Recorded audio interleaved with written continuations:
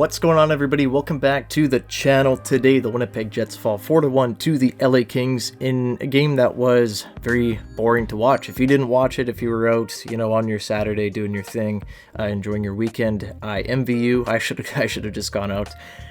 This game was rough in a lot of different ways, literally and figuratively for the Winnipeg Jets. But you know what? Coming in, this was a game where if the Jets won, they could probably, pretty much bury Calgary, even if they won against the Sharks. We'll talk about them later. But this was a game that would have been a big win for Winnipeg. Obviously, LA's a very good team. I've been super high on LA all season long, and I believe that once they're in the playoffs, I think that they can cause a lot of noise, depending on who they play in the first round. Might even be Winnipeg if they are to make it. So the Jets come into this game really needing points. I mean, hey, you're the last wildcard team. You need to win pretty much every game. You want to solidify yourself. So I'm expecting these guys to come out with some fire. And what did the Jets do? They had the first 10 shots against them, and they were down 1-0. Victor Arvidsson scoring the first Kings goal. And there just really was not a lot of life in the first, 10 to 15 minutes for the Winnipeg Jets. They would have a power play, which again, they would not score. They went 0 for 22 at the end of the first period. 0 for 22 on their last 22 power plays. That's, roughly 44 minutes of power play time. Obviously some of those power plays I'm sure were cut short, but it was not looking very good. And that's just been the common theme of the power play, not looking very good. But now we're going to head into the second, where most of the fun stuff happened anyway, if you want to call it fun.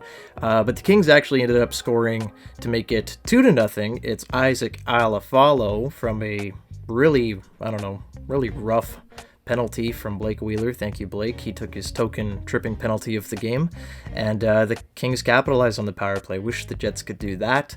At this point, they were 0 for 24 as the Jets failed to score on another couple power plays. So it was not, guys. It was bad. The power play looked bad. They had their chances, but nothing really like grade A, everything from the perimeter, and that's just how a lot of the Jets offense has come as of late, and that's a big reason they haven't been scoring goals. But yeah, so the Jets struggling to find really any offense or any grade A opportunities, and again, they're struggling with the trap. The Jets cannot figure out this 1-3-1 formation that has plagued them for years. I don't think I've ever seen a Jets team that can figure out the trap. If I was an opposing coach, I would be playing the trap every single time against the Winnipeg Jets, because I know they won't be able to figure it out. They couldn't get anything grade A, everything off to the perimeter. The Kings played it perfectly, and the Jets never adapted. So 2-0 LA. And then, near the end of the period, Blake Lizotte, known loser Blake Lizotte, goes up to Josh Morrissey, who's ready to drop the gloves, and cross-checks him in the mouth. So Blake Lizotte doing whatever he can to stay relevant, I guess. I don't know. I kind of forgot about him. He's, big obvious draft bust, and he's not going to turn into much. This was the same guy that was getting bowled over by Mark Scheifele the last time they played the Kings, and he's lucky that he got a 5-minute major on this play, or else I think that he would have had a meeting with Adam Lowry, and I don't think that would have gone very good for Blake. So the Jets' power play has been very bad. Will they be able to solve the LA Kings here with just over 5 minutes left in the period? They got a 5-minute power play, and right near the end of it, with just over 30 seconds remaining, Pierre-Luc Dubois would finally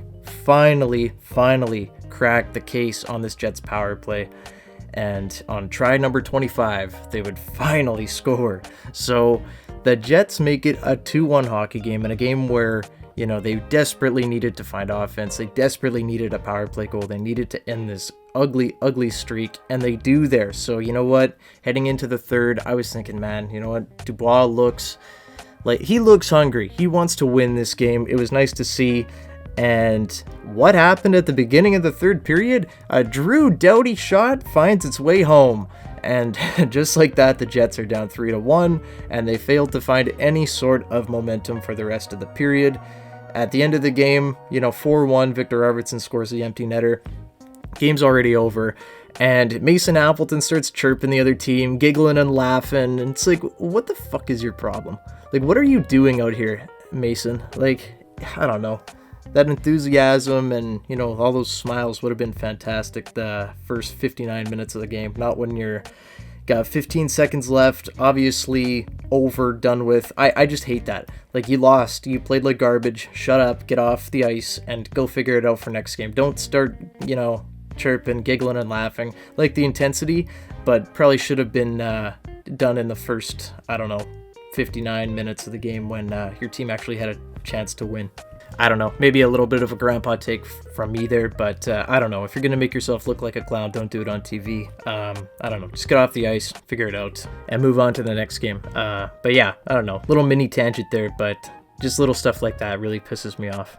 But I don't know what else to talk about in this game. This game was super boring. There really was nothing to talk about. I don't know. A lot of people were blaming Connor Hellebuck on that third goal. I just refuse to blame Connor Hellebuck for anything right now with how this team's played in front of him. It is so lifeless for a lot of the time. And I don't know. I just... It's so frustrating because you know the talent's there. And when they actually care, like when they're down by 2 goals or whatever, and they go out for that little skate and they look good, you're like, wow, okay, this team does have it in them. But it only happens for like, I don't know, what, 8 minutes a game when the Jets are down 3-1 in a hockey game. And I don't know, just really frustrating. They let in the first goal early on in this game. They allowed the first 10 shots in this game. It was 10-0, as I mentioned before. And it just seems like there's a lot wrong with this team right now. And I don't know, maybe we'll find out more in the offseason about it. But right now, it just feels like they're just so dysfunctional, especially on the power play. Cannot find anything through the middle of the ice. They cannot get grade A scoring chances. And when they do, they miss the net. I think Nate Schmidt probably missed the net 4 or 5 times today on the power play. Guy probably could have had a hat trick, so I don't know.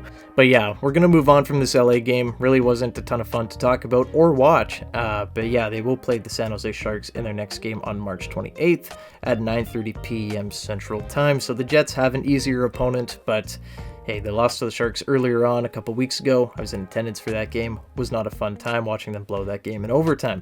But moving forward here, the Calgary Flames are only 4 points behind the Jets as they beat the Sharks today, actually. And hey, it's close. It's close. I don't know if Nashville will catch Winnipeg, but it is close, ladies and gentlemen. And I don't know if Calgary goes on a little bit of a heater here. It could be bad news bears for Winnipeg, especially considering how not the hardest schedule in the world is upcoming here for Calgary. So, hey, big couple weeks coming up here for the Jets. They got to beat the easy ones here. They got to win these easy games. They have to beat the Sharks come March 28th, and they have to pretty much win every game they can. They have to come out and show they care because, hey, if they don't, they could very well find themselves in the 9th hole in the West, and Calgary could very well make the playoffs if they begin to kind of figure it out. Will they? I don't know. I'm not the biggest believer in Calgary or Nashville, but hey, anything can happen going forward here. But with all that, guys, I am going to hop on out of here. Thank you so much for watching. As always, leave a comment down below what you thought about the game. Yeah, got a pretty new intro here for the channel. I can't believe it took me over a year to do that, but hey, we finally have one now. Maybe we'll make it more fancy in the future, but I like it. Nice and simple and, you know, a little bit different. But hey, I'm going to take off. Leave a like and subscribe if you haven't already, and I will see you guys in the next one. Go Jets, go. Bye-bye.